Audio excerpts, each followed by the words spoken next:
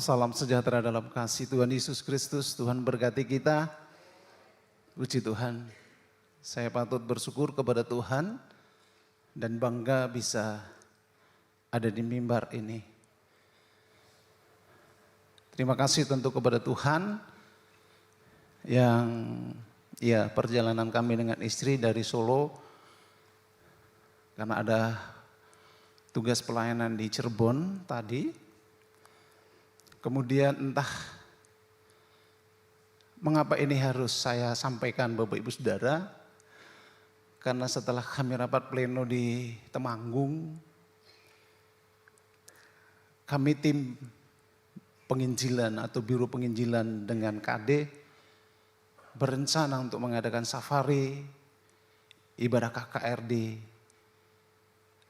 wilayah Jawa Tengah. Tentu ini bukan hanya sebatas rencana, ada hal-hal yang harus dilegitimasi, artinya diketahui oleh pemangku pimpinan yang berkepentingan di situ. Kebetulan saya Biro Penginjilan di bawah pembinaan Ketua 1 Majelis Daerah Jawa Tengah yang dijabat oleh Bapak Gembala. Saya waktu mau WA sebenarnya ragu-ragu saya mau menghadap habis pelayanan di Cirebon untuk mohon tanda tangan. Karena tanda tangan dari itu harus basah dan jumlahnya 16 karena sesuai dengan wilayah di Jawa Tengah. Hanya itu sebenarnya Bapak Ibu Saudara. Nah kemudian ya saya ragunya, apa Om sering baca WA ya gitu. Akhirnya istri saya suruh WA tante. Mungkin ya keterikatan antara ibu-ibu mungkin lebih kuat gitu. Dan akhirnya direspon dan beliau katakan, oh ya datang dan sekaligus melayani. Sekali lagi ini satu penghormatan Tante, Om terima kasih buat kesempatannya malam hari ini. Saya melayani di Solo sejak 96. 3 kali saya diresolusi. 2015 saya hampir saja leher saya digorok orang. Dan akhirnya saya harus pindah lagi untuk yang ketiga kali. Solo memang agak sedikit gawat, tetapi itulah tugas amanah yang Tuhan berikan kepada saya. Dan kalau sampai hari ini saya masih sanggup berdiri melayani Tuhan, itu semua karena kemurahan Tuhan. Saya dikarunia istri ya, saya sudah mulai mau menginjak usia 60 walaupun masih 4 tahun lagi.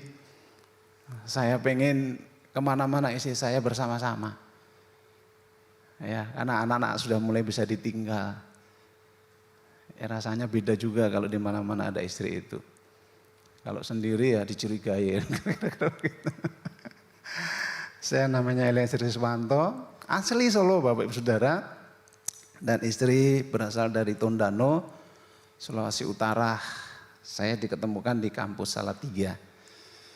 Ya puji Tuhan dikaruniai 3 anak yang nomor 1 perempuan, yang nomor 2 laki-laki, dan yang nomor 3 laki-laki. Ya, yang nomor 3 ini yang ngotot banget, nanti kalau sudah waktunya mau mengganti posisi saya katanya.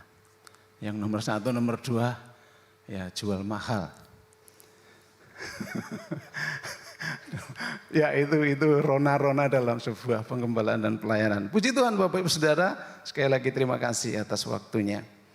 Ya karena waktu berjalan, mari kita sama-sama membuka firman Tuhan di dalam Kejadian pasal 28. Ayat yang ke-16 sampai dengan ayatnya yang ke-18. Sekali lagi saya mengundang bangkit berdiri dan membacakan firman Tuhan ini sebagai satu penghormatan kepada kebenaran firman Tuhan, bukan kepada manusia. Kejadian 28 ayat 16 sampai dengan ayat yang ke-18. Mimpi Yakub di Betel. Ketika Yakub bangun dari tidurnya, berkatalah ia, sesungguhnya Tuhan ada di tempat ini dan aku tidak mengetahuinya.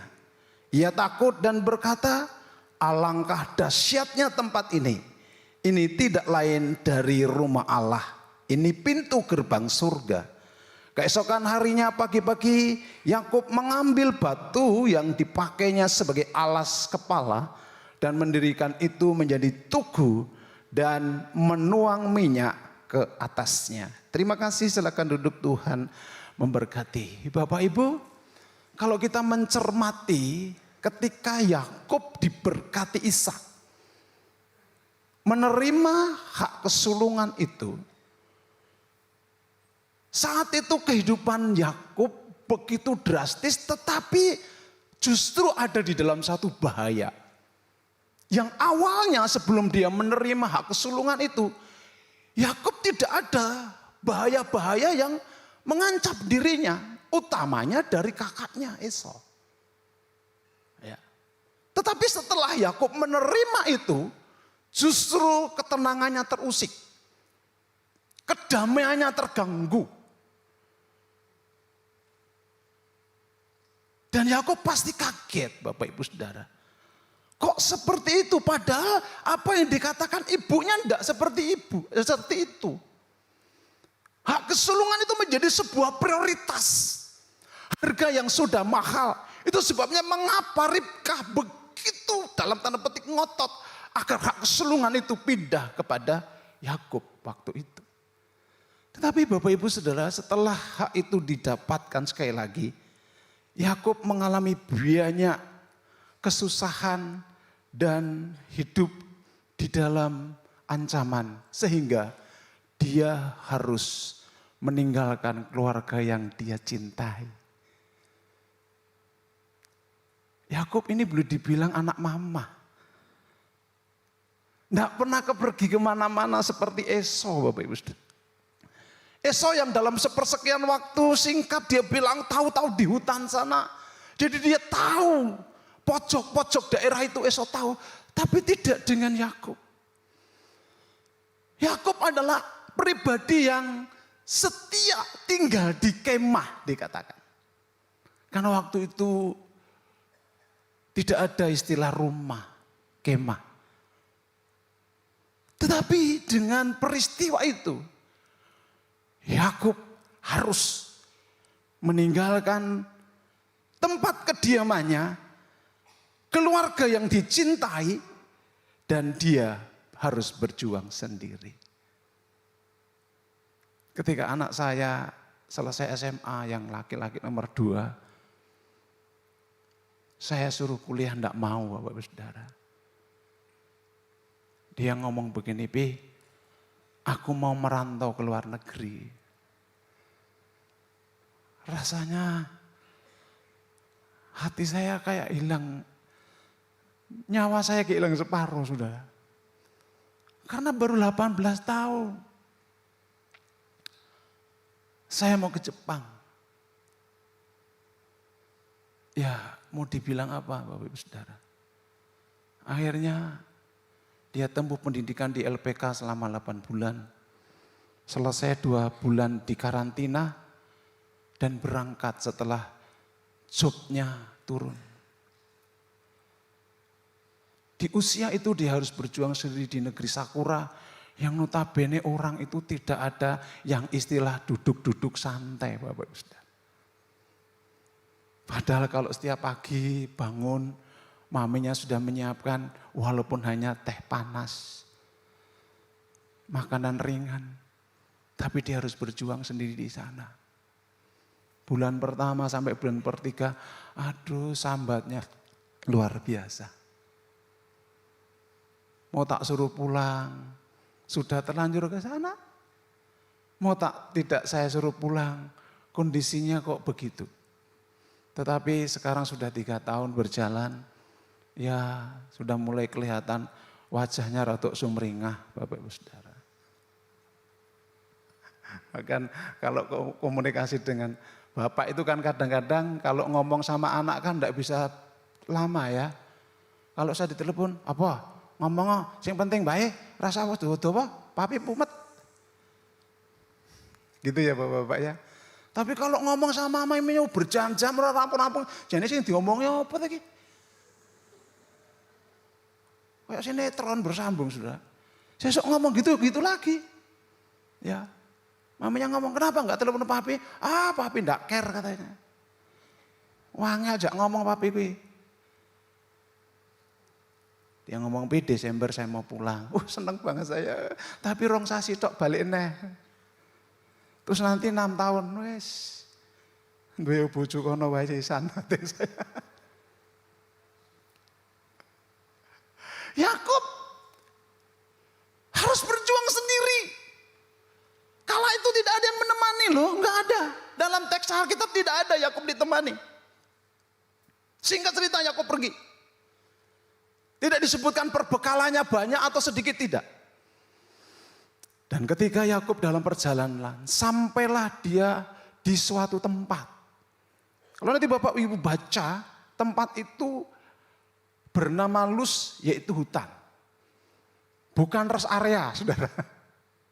Bukan penginapan. Tetapi hutan. Waktu saya lihat dalam data-data penunjang referensi Alkitab, Luz itu dikatakan hutan yang sangat angker dan seram. Kalau angker atau serem itu, saya mengkonotasikan ada 3 hal Bapak Ibu Saudara. Mungkin angker banyak setannya, angker mungkin banyak penjahatnya, angker mungkin banyak binatang buasnya. Nah, ketiga hal ini harus saya temukan mengapa itu hutan Luz angker. Saya mengambil suatu hipotesa atau kesimpulan sementara saya. Hutan Luz itu angker bukan karena banyak hantunya. Lah ngapain hantu di hutan? Sing diganggu siapa? Yo setan itu di gereja kan. Setan itu ikut ada loh saudara. Jangan dikira enggak ada. Di kiri kanan sudah ada setan di belakang. Tapi bukan berarti kiri kanan itu bukan. Jangan. Bukan. Setan itu enggak mungkin di hutan. Lalu diganggu apa? Kera. Ya enggak. Ya setan itu di pasar, di terminal, di tempat rame-rame, yang di situ notabene manusia ada banyak di situ. Maka setan berpotensi mengganggu dan menjatuhkan itu. Jadi ini gugur dulu. Nah yang kedua, hutan Luz itu banyak perampoknya. Oh iya masuk akal. Ya, banyak orang jahatnya. Oh iya masuk akal. Maka dikatakan serem, ya angker. Atau binatang buas yang suka mencederai bahkan mencelakai manusia, ini juga masuk akal. Ya. Jadi saya lebih condong kepada hutan Luz itu hutan yang banyak perampoknya orang jahat atau binatang buasnya, maka orang yang masuk atau lewat di situ keluar tinggal nama. Dan Yakub yang lugu, yang muda itu sampai di hutan itu pada petang hari dan harus istirahat di situ. Ini menarik Bapak Ibu Saudara. Di tempat yang sangat menakutkan, di tempat yang sangat mengkhawatirkan, di tempat yang sangat seram itu Yakub harus tinggal mau enggak mau. Mau enggak mau. Dan Yakub tidur. Waktu tidur Yakub beralaskan batu. Saya mengajar di STT. Om itu batu apa? Ya batu. Batu betul batu. Tapi ada yang khotbah itu batu itu Yesus. Ya sakarpe lah. Tapi aku enggak berani itu menafsirkan batu itu Yesus. Karena perjanjian lama Yesus kan belum dinyatakan. Apalagi kitab Kejadian. Jauh banget itu. Ya ngawur-ngawur cukup banget nafsir itu loh. Ya kan? Itu batu betul. Justru pertanyaan saya gini, kenapa Yakub tidak memakai tas yang dia bawa itu loh? Dia pasti bawa tas tuh. Dan tasnya itu terbuat dari kulit loh saudara zaman dulu. Tentu lebih empuk ya kan, lebih nyaman. Orang kalau tidur cari bantal yang empuk, kenapa? Karena kalau dia bergerak tidak terjedut, enak, makanya sulit bangun. Nah kalau beralaskan batu bergerak sendiri, tuak benjol, sudah, tuak benjol, tuak benjol.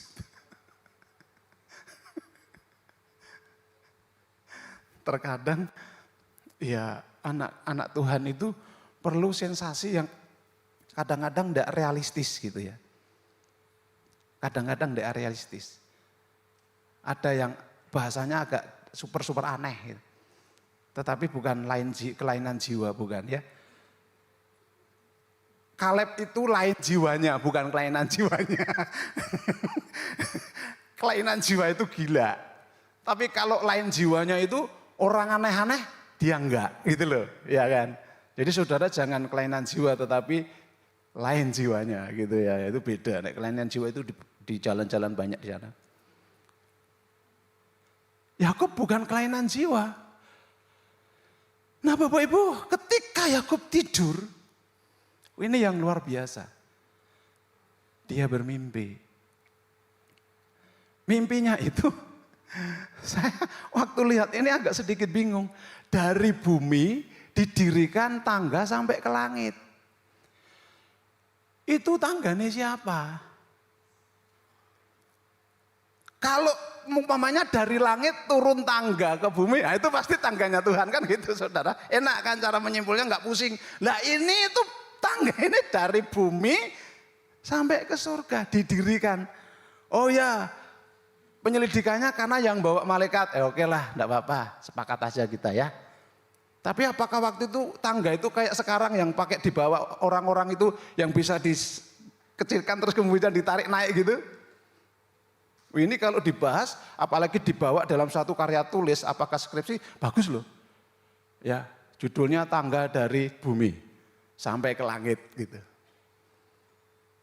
Nah, kemudian malaikat turun naik. Saya tidak terobsesi dengan malaikat. Oh, saya tidak urusan dengan saya tidak begitu itu. Karena malaikat itu bagi kita, lu siapa tuh malaikat? Malaikat itu dengan kita kedudukan tinggi kita kok. Ya. Apakah pernah Allah mengatakan malaikat itu anaknya? Tidak pernah di dalam kitab Yakub dikatakan. Tapi saudara dan saya anak-anak Allah. Ya jadi tidak usah bahas Alkitab, tidak usah bahas malaikat, saudara. Yang kita bahas Yesus aja Allah. Di tengah hiruk pikuk malaikat turun naik itu Yakub. Wah ini yang luar biasa. Melihat Allah berdiri di sampingnya.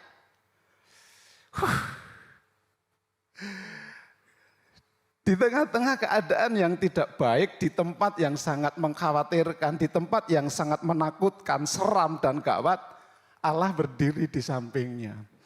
Kira-kira apa kalau itu yang terjadi kepada saudara?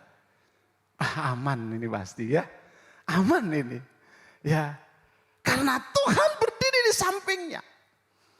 Dan hebatnya lagi Bapak Ibu Saudara, ketika Yakub tahu bahwa itu Tuhan, yang membuka percakapan bukan Yakub dulu. Maaf Bapak Ibu, memang saudara harus banyak berdoa, tapi jangan banyak meminta. Walaupun Alkitab mengajari mintalah, mintalah loh ya. Mintalah itu beda dengan minta-minta. Kalau minta itu sekali. Nek minta-minta, apa itu artinya Pak?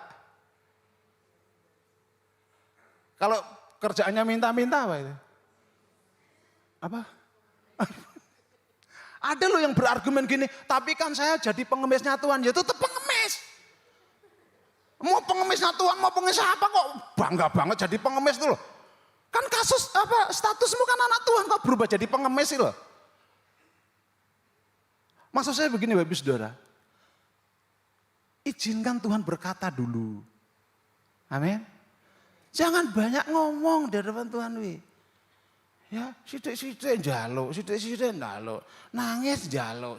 Mbok meneng sik gitu loh, Tuhan biar ngomong. Tuhan ngantek enggak punya kesempatan ngomongin saudara karena saudara detail ngomongin. ndak iso dicegah. Apalagi kalau nangis dan Tuhan bingung sudah. Model kayak gini piye dikapake gitu. Tuhan membuka percakapan dan percakapannya Tuhan itu dahsyat. Ngomong begini Tuhan, Yakub, jangan takut. Aku ini Tuhan, Allahnya nenek moyangmu. Dan aku ini Tuhan, Allahnya bapakmu. Luar biasa loh. Bapak-bapak, ibu-ibu, anak-anak, banggalah ketika engkau memiliki seorang orang tua yang setia kepada Tuhan, yang Tuhannya adalah Tuhan yang hidup. Ya, saya pakai sebuah gambaran begini Bapak Ibu Saudara. Ketika orang tua itu setia kepada Tuhan, dia sedang membangun menara, bahasa Jawanya gapuro, itu yang megah, nanti yang akan dilewati anak-anaknya. Bangga dia, wah ini buatan bapakku gitu. Neng kalau orang tua tidak setia sama Tuhan, itu gapuranya cepat ambruk. Begitu anaknya lewat, kambruan mati. Jadi banggalah anak-anak kalau orang tuamu itu setia kepada Tuhan. Dan Bapak Ibu harus ditingkatkan kesetiaan dan ketaatanmu kepada Tuhan. Karena engkau sedang mempersiapkan perjalanan anak-anakmu. Jujur Bapak Ibu Saudara, saya sebagai hamba Tuhan yang tidak pernah saya cita-citakan. Karena hamba Tuhan itu bukan cita-cita, panggilan. Trauma saya dengan kehidupan keluarga hamba Tuhan. Jujur. Ada banyak cerita di sana sini, anak pendeta, anak gembala tidak jadi berkat. Ini pressure bagi saya. Ya, maka saya tegas dan cenderung keras kepada anak-anak saya. Kamu kalau 3 orang tidak bisa rukun, nanti kalau papi dan mami mati, kalau aku dengar dari kubur tidak bisa rukun, aku bangkit tak cekik kamu.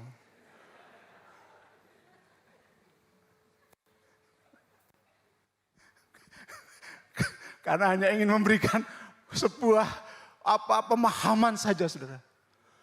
Kakak beradik loh yuk terlibat utang piutangan biangetan saudara. Anak pendeta meneh. Ya, disebar kemana-mana. Adik utang ini dilaporkan polisi, dipenjara. Yang laporin siapa? Adiknya. Anak siapa? Pendeta. Tapi Tuhan ngomong, aku ini Allahnya nenekmu dan bapakmu.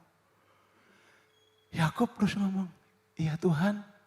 Terus Tuhan menjumpai saya untuk apa? Kalau Bapak Ibu lihat ya di ayat 14 Tuhan ngomong gini. Olehmu dan keturunanmu semua kaum akan mendapat berkat. Seneng enggak kalau anak-anak kita menjadi berkat? Amin ya. Jangan malah membuat malu orang tua. Anakmu, keturunanmu akan menjadi kaum yang mendapatkan berkat, hidup menjadi berkat, menjadi kaum yang diberkati dan menjadi kaum yang menjadi berkat. Pertanyaannya enggak menjadi berkat? Enggak mudah. Iya kan? Kami hamba-hamba itu pengalamannya seabrek-abrek saudara. Kalau jemaat baru berjuang, berjuang. Telepon terus sama Bapak Ibu Gembala. Datang setia karena baru berjuang. Bahkan karena perjuangannya berat. Baru lo masuk pintu gerbang gereja udah nangis-nangis saudara. Tapi begitu berhasil, dadah. Gampang jadi berkat? Enggak. Ya, kalau terima berkat gampang. Tapi jadi berkat enggak gampang. Nah Bapak Ibu Saudara, di dalam percakapan itu maka muncullah ayat 16 sampai 18 itu. Dan saat itu diakhirilah mimpi Yakub. Dan ketika Yakub bangun, dia terkejut. Di tempat ini ternyata ada Tuhan. Di tempat ini yang konon orang cerita, angker, serem, tetapi ini pintu sorga. Bapak Ibu yang terkasih di dalam Tuhan. Setelah itu Yakub mendirikan misbah atau tugu dari batu yang dia pakai itu. dan dituangi dengan minyak. Bahkan Yakub berjanji, Tuhan, kalau engkau membuat aku berhasil dari keberangkatan sampai aku pulang, aku akan kembali ke tempat ini dan aku akan bangun di tempat ini misbah dan rumah Allah. Bapak Ibu, perlu berjanji sama Tuhan? Iya. Karena di situ Tuhan melihat bobot rohani kita. Aku akan kembali Tuhan. Dan aku akan bangun di atasnya batu ini. Misbah dan bait Allah. Baik. Itu pendahuluan yang agak panjang. Saya masuk ke interpretasi Bapak Ibu. Penerapan. Jadi begini. Hampir semua kita umat Tuhan mengalami hal seperti ini. Kita sepakat itu. Tidak perlu kita mengadakan sebuah satu kesepakatan dalam berkata-kata. Tetapi saya yakin kita sepakat itu. Begini, mengapa setelah mengikut Tuhan, setelah saya terlibat dalam pelayanan, setelah saya mendekatkan diri kepada Tuhan, ada saja ujian, ada saja pencobaan, bahkan ujian dan pencobaan itu sangat dan terlalu berat. Tidak seperti kalau aku belum setia kepada Tuhan, betul enggak? Betul enggak? Ya. Dan kalau Bapak Ibu kita semua mengalami itu sebenarnya bukan akhir daripada sebuah perjalanan dan itu malah petaka, tidak. Ibarat pisau, berapapun harga pisau itu, ketika pisau itu sudah kita beli, harus didaya gunakan untuk memotong-motong yang berhubungan dengan bahan-bahan masak. Dari situlah sebenarnya akan terus teruji ketajaman pisau itu ya. Kalau sudah mulai tidak tajam, diasah. Tapi ketika pisau itu sudah simpan, sudah tahu ketajamannya? Tidak. Mungkin akan berkaratan di situ. Sama. Bagaimana saudara dikatakan orang yang taat dan setia? Batu ujinya apa? Ya jelas pergumulan.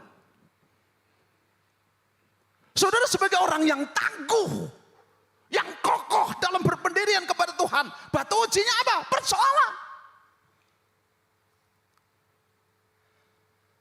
Nah kalau tidak ada persoalan, alasannya apa Tuhan mau menolong? Orang tidak ada masalah kok. Ya, tidak ada masalah kok Tuhan mau nolong, kan lucu. Ya, yang lucu Tuhan. Oh, tidak ada masalah kok Tuhan tolong. Adanya Tuhan turun dari sorga, disalib, mati. Masalahnya apa? Karena manusia tidak bisa lepas dari dosa. Itu masalah prinsip, saudara. Maka di seluruh penjuru dunia ini, orang Kristen kalau melihat salib jawabannya sama. Apa itu? Yesus mati di situ. Tidak mungkin ada yang jawab Yesus lahir di salib, tidak ada itu. Itu sekolah minggu ditanya, ada apa di salib? Yesus mati. Itu alasannya Bapak Ibu Saudara. Nah, harus dipahami betul bagaimana cara Tuhan membentuk kita. Yeremia pasal 18. Mari kita lihat Bapak Ibu. Yeremia pasal 18 ayat yang keempat.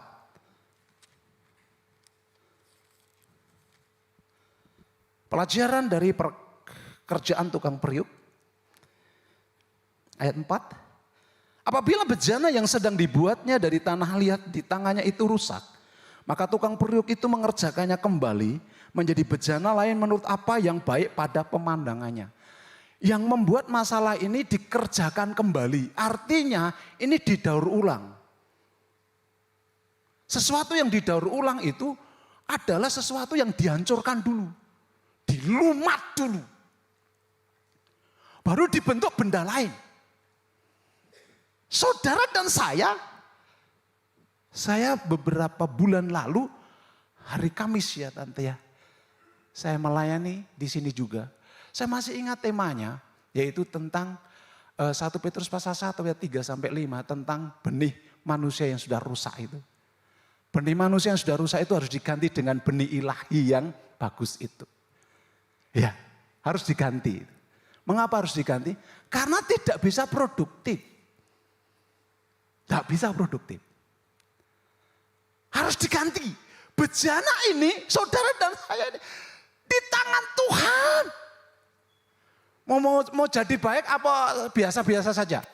Mau jadi baik ya? Ingat, kalau kita mau jadi baik, pembentukan Tuhan itu selalu bertentangan dengan akal pikiran kita. Selalu saya katakan. Ya. Maka kalau anak Tuhan tidak kuat iman, tidak teguh di dalam pendirian, hilang dia. Tetapi kalau anak Tuhan itu sadar posisinya bahwa aku sedang dibentuk.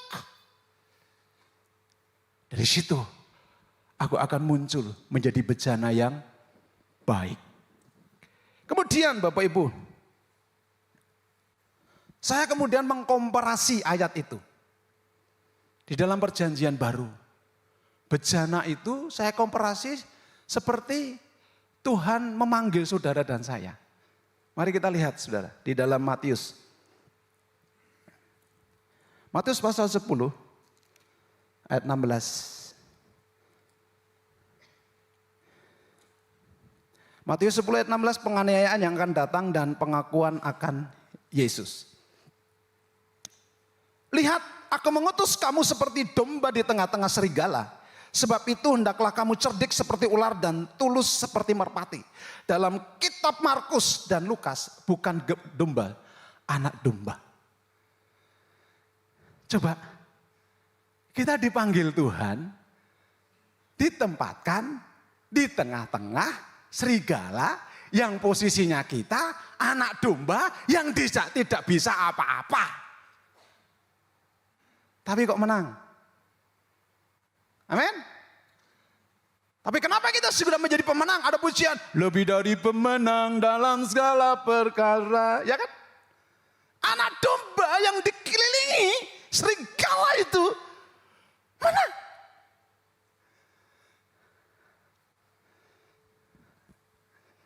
Pasal 11 ayat 28 sampai dengan 30 di dalam Matius ini, itu juga ada linearisasinya. Ada garis lurusnya di situ. Ajakan juru selamat, ajakan ya Bapak Ibu, perhatikan. Bapak Ibu dan saya menjadi orang Kristen itu karena ajakan Tuhan. Karena pilihan Tuhan. Bukan karena maunya kita loh ya, bukan. Karena ajakan Tuhan dan pilihan Tuhan. Marilah kepadaku semua yang letih lesu dan berbeban berat. Aku akan memberi kelegaan kepadamu. Pikulah kuk yang kupasang dan belajarlah padaku. Karena aku lemah lembut dan rendah hati. Dan jiwamu akan mendapat ketenangan. Sebab kuk yang kupasang itu enak dan bebanku pun ringan. Perhatikan tawaran Tuhan. Marilah kepadaku yang letih lesu. Itu aku banget om. Aku letih banget lesu. Karena ya mergo bojoku. Mergo tanggoku om. Letih om, lesu usahanya. Aduh ngeri ekonomi. Aduh lesu. Berbeban berat itu saya juga om. Itu sebabnya kenapa aku ke gereja. Karena ada tawaran Yesus. Marilah kepadaku yang letih lesu dan Tuhan ngomong akan memberi kelegaan kepadaku. Seperti Yakub menerima hak kesulungan. Tapi justru kehidupannya semakin tertekan. Datang kita berbondong-bondong mendapatkan tawaran ini. Kemudian setelah sampai di gereja, setelah sampai di hadapan Yesus, mana Tuhan kelegaan? Nih, kuk salib, nggak enak banget, nggak enak banget. Katanya kelegaan, kok malah suruh pikul salib? Ingat loh saudara, di belakang salib ada kemuliaan, keselamatan. Kalau tidak ada salib, neraka semua kita ini. Dulu saya bukan Kristen. Dari 13 bersaudara saya yang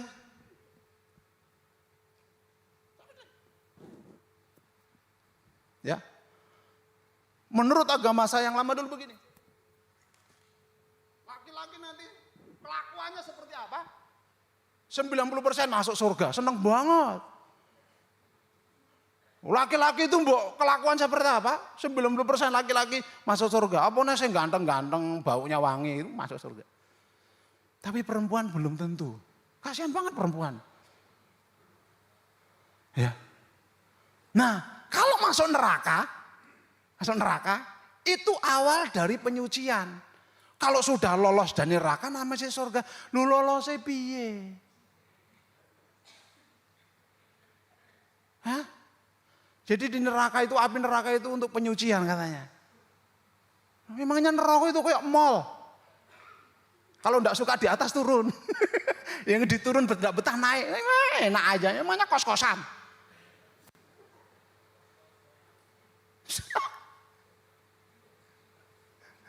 Itu dulu. Setelah saya dipanggil Tuhan. Nih, jadi hamba Tuhan. Pikul salib. Itu ya Tuhan. Iya. Enggak Isa ya Tuhan. Isa enggak? Enggak Isa ya?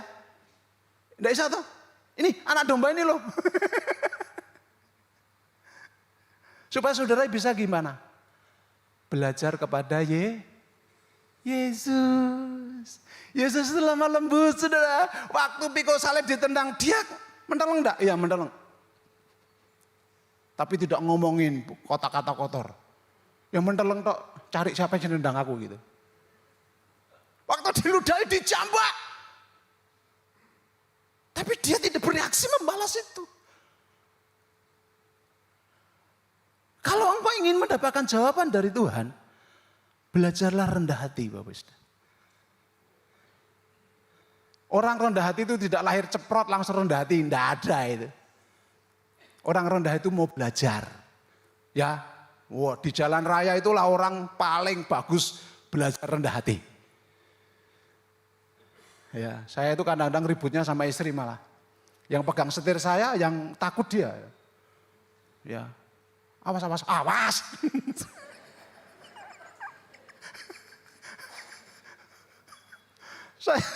saya kamu konsentrasi ini aja di Google Map-nya aja. Ya. Ini bagian nyetir saya. Ya kan? Awas. Yuk, aku iji awas meripatku.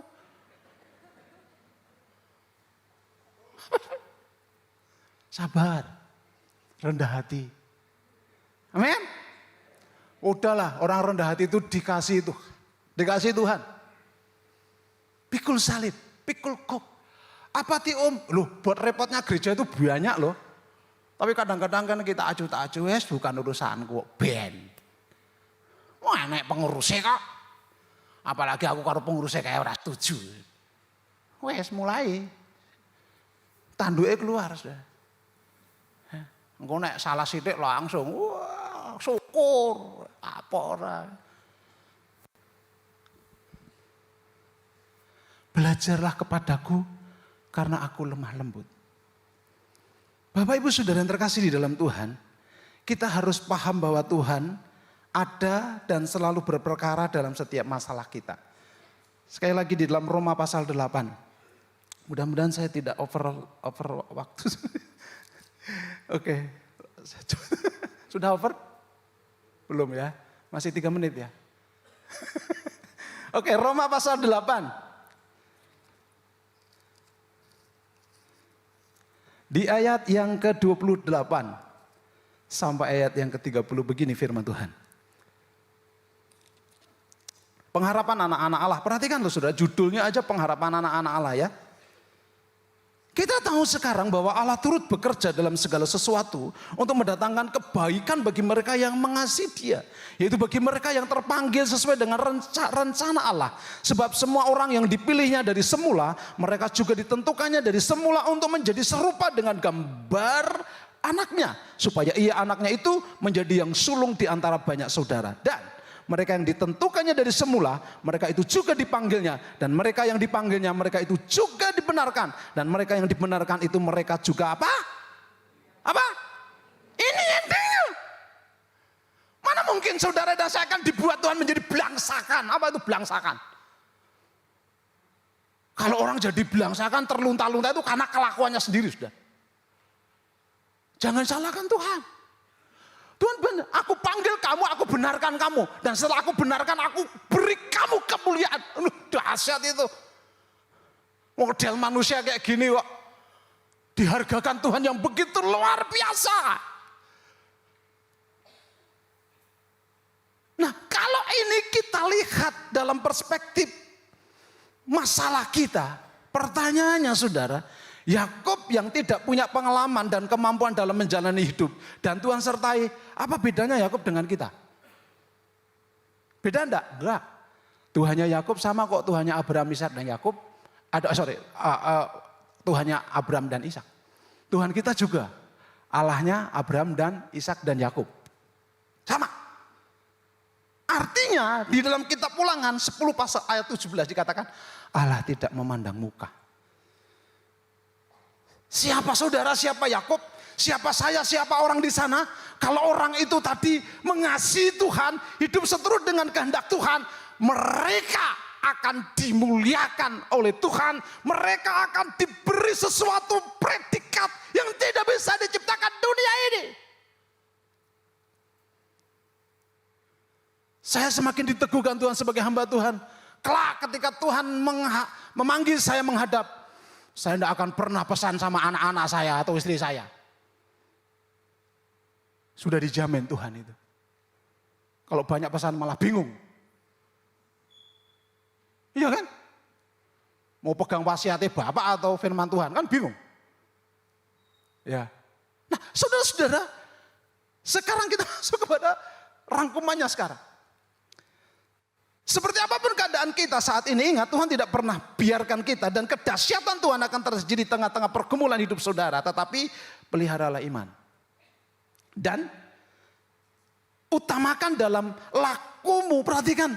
Utamakan dalam lakumu tentang kesetiaan dan ketaatan.